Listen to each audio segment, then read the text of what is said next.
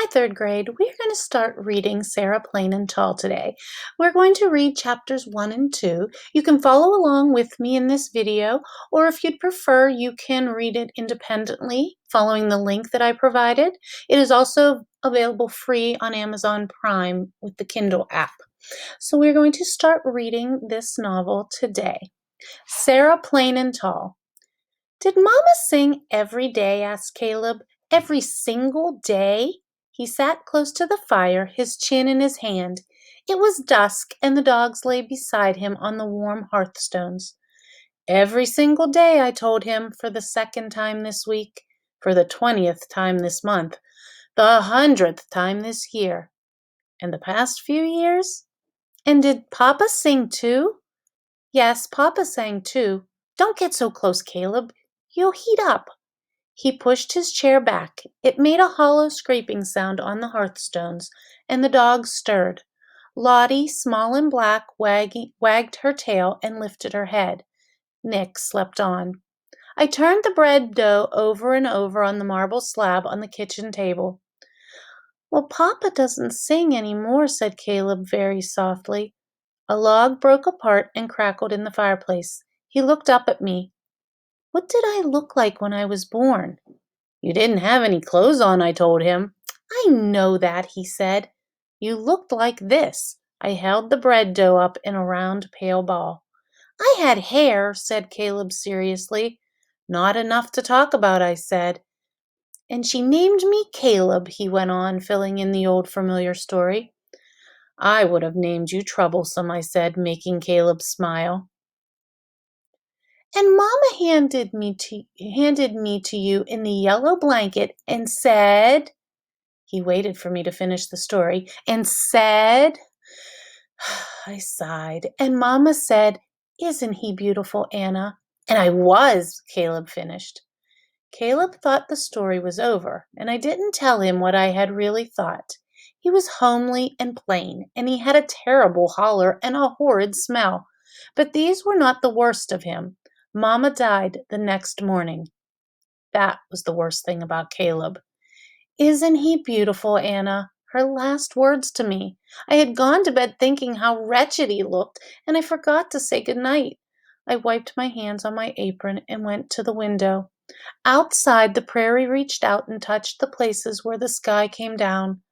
Though winter was nearly over, there were patches of snow and ice everywhere. I looked at the long dirt road that crawled across the plains, remembering the morning that Mama had died, cruel and sunny. They had come for her in a wagon and taken her away to be buried.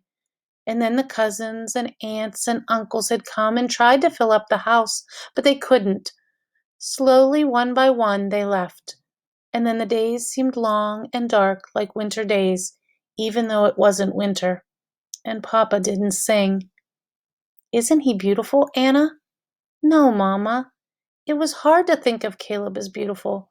It took 3 whole days for me to love him, sitting in the chair by the fire, Papa washing up the supper dishes, Caleb's tiny hand brushing my cheek, and a smile. It was the smile, I know. Can you remember her songs? Asked Caleb.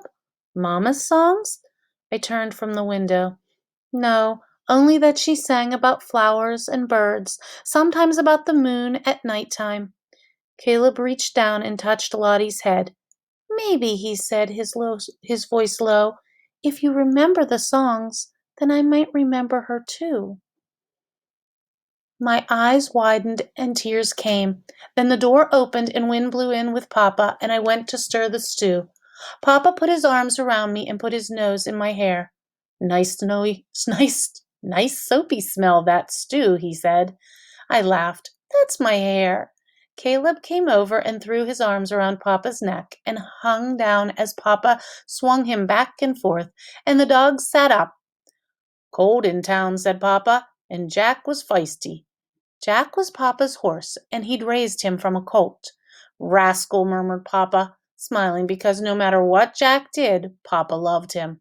I spooned up the stew and lighted the oil lamp, and we ate with the dogs crowding under the table, hoping for spills or handouts. Papa might not have told us about Sarah that night if Caleb hadn't asked him the question. After the dishes were cleared and washed and Papa was filling the tin pail with ashes, Caleb spoke up. It wasn't a question, really. You don't sing any more, he said. He said it harshly, not because he meant to, but because he had been thinking of it for so long. Why? He asked more gently. Slowly, Papa straightened up. There was a long silence, and the dogs looked up, wondering at it. I've forgotten the old songs, said Papa quietly. He sat down. But maybe there's a way to remember them. He looked up at us. How? Asked Caleb eagerly. Papa leaned back in his chair. I've placed an advertisement in the newspaper for help. You mean a housekeeper? I asked, surprised. Caleb and I looked at each other and burst out laughing, remembering Hilly, our old housekeeper. She was round and slow and shuffling. She snored in a high whistle at night like a tea kettle and let the fire go out. No, said Papa slowly.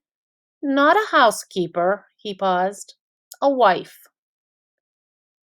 Caleb stared at Papa. A wife?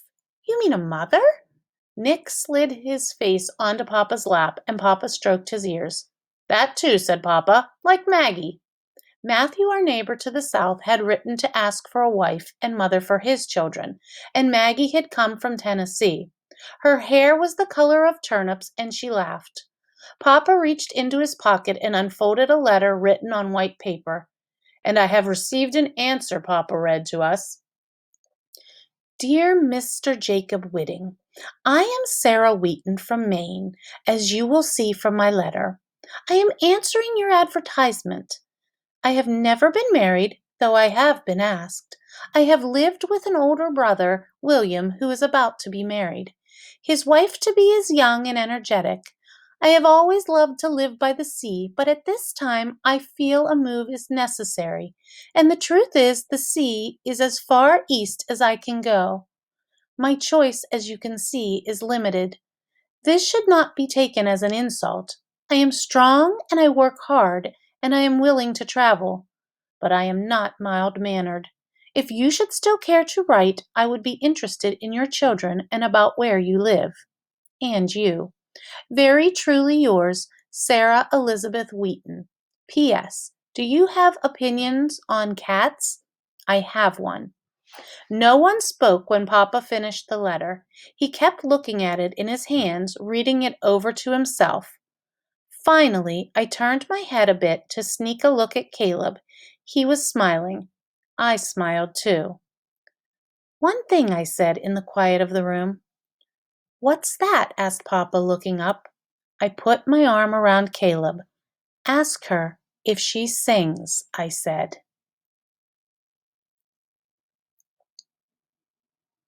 Chapter 2.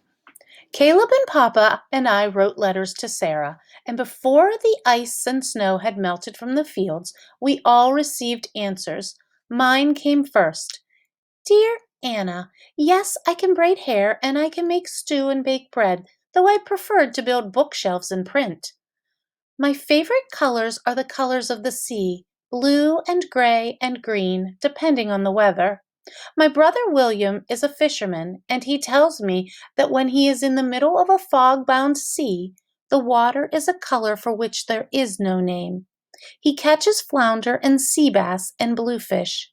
Sometimes he sees whales, and birds too, of course.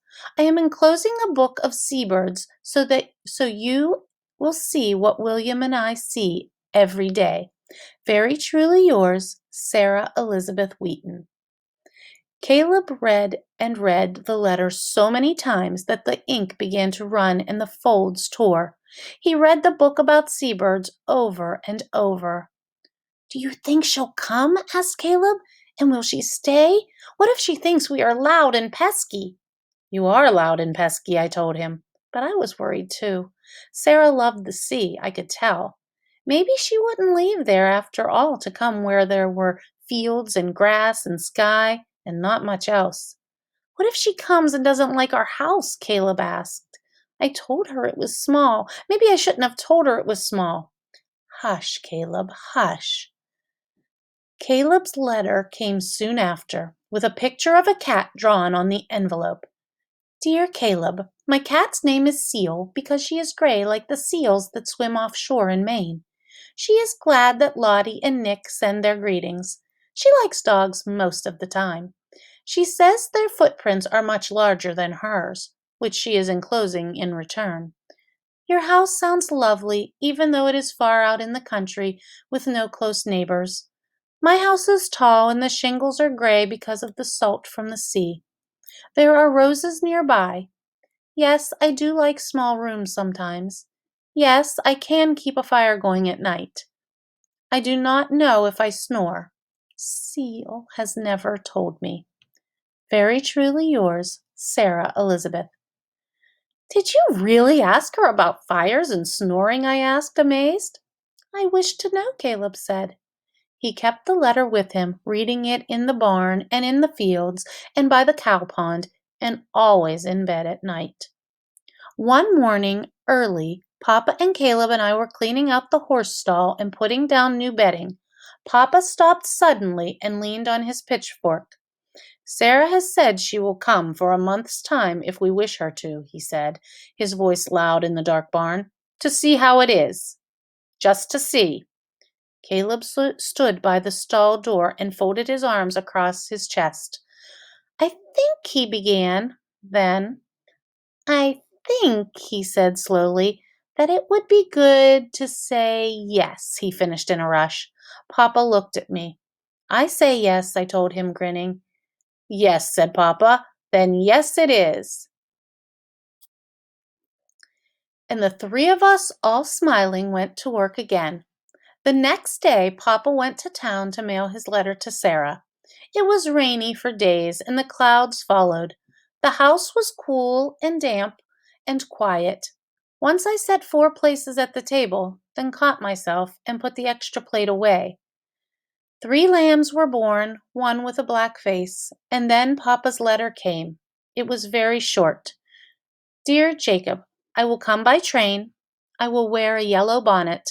I am plain and tall. Sarah. What's that? Asked Caleb excitedly, peering over Papa's shoulder. He pointed. There, written at the bottom of the letter. Papa read it to himself. Then he smiled, holding up the letter for us to see. Tell them I sing, was all it said.